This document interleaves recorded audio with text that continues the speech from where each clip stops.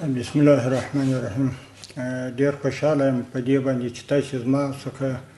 داسې څه پوښتئ چې هغه د افغانستان د ولس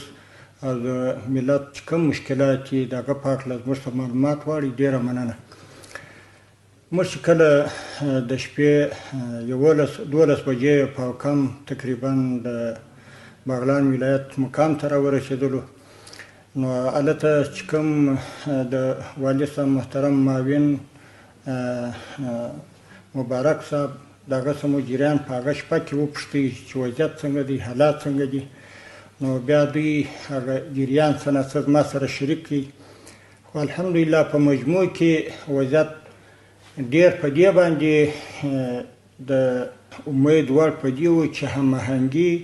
د امارت د مسؤلینو که نظامي وو که ملکي وه په خپل مابین کې هماهنګي وه، او کوم مشکلات چې لکه مرکزي باغلان او ګورکه او نهرین او ګذرګاه چې دا درې څلور ولسوالۍ وې چې په دې کې مثلا ځاني تلفات مالي تلفات زیات رسېدلي، خو الحمدلله دوی څلورو سره ځایو ته مقصد رسېدګي کړې وه، او چې کوم خلک بند پاته وه هغه د سیلابو څخه مزاج ژغورلي وه، یعنې ساتلي وه، او چې کوم خلکو ضرورت دې ته درلودی لکه اوبه یا ډوډۍ هغه الحمدلله ورسېدله چې ممکن وه. خو صرف یو ګذرګاه ته مثلا د طیارو پرواز ناممکن و، ناشونی و. 2 اګسټه طیاره هغه ځای ته ورغلې وه چې کوم خوراکي مواد پکښې کې وه، خو بیرته به راواپس وله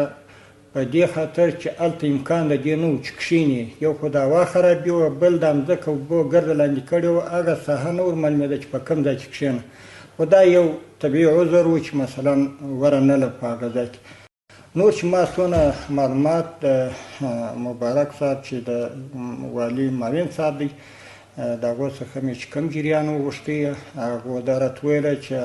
یو ټیم موږ جوړ کړی دی د ولایت د طرفه څخه چې کوم ریاستونه دي د کومو وزارتو،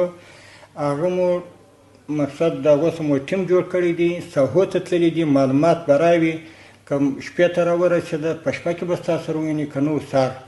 نو بیا په دا شپه کې ناوخته شو، تقریبا موږ د 1:30 پورې د ده سره په خبره اخته وو، خو مثلا د شپې نه راله. بیا دا و چې د سهار پر 8 بجو باندې بیا هغه راورسېده، د هغو څخه مهاجریان دقیق وپوښتئ. خو دا داسې حالات و چې تغییر یې خوړی، مثلا چې کوم ځاني تلفات وه یا کوم شهدا وه، هغه وروسته هم تر هغه د دوی در معلوماتو یا د دوی تر دغه وروسته نور هم پیدا سوي وه. نو هغه دقیق شمېر چې موږ د دوی څخه اوله شپه وپوښتئ، یعنې هغه سهار چې بیا دوی کوم دقیق معلومات سروې کړې وه د ځاني تاوان چې کوم شهدا سوي وه، هغه تقریبا 154 چې موږ ته یاد کړه. خو د دوی نه بعد چې کوم ډاکټران وه هغو بیا تقریبا 180 ته ورسوله چې مثلا دا وروسته پیدا سوي وه،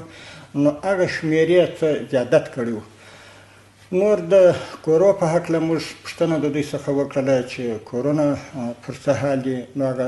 د کورو تعداد یې راوښوی، خو تخریب د کورو زیات و چې 4000 داسې کورونه چې مطلق ټوله خراب سوي وه، او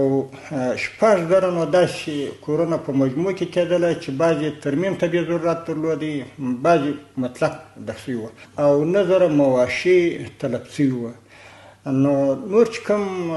مشکلات پېښ سوي وه د هغو په هکله هم معلومات راکړله.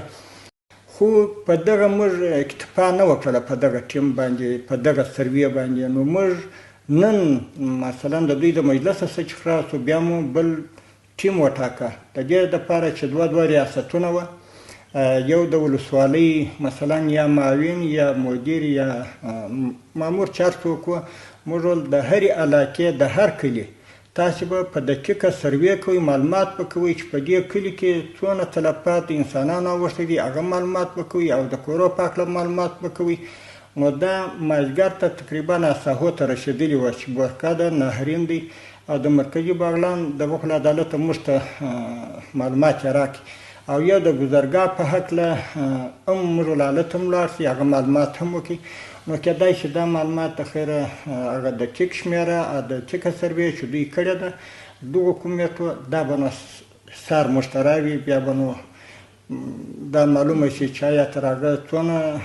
زیادت شوی دي مثلا په ځاني تاوان کې او څونه نور کورونه یا نړېدلي یا پر هغه حال دي نو هغه به سبا د خیره تاسو ته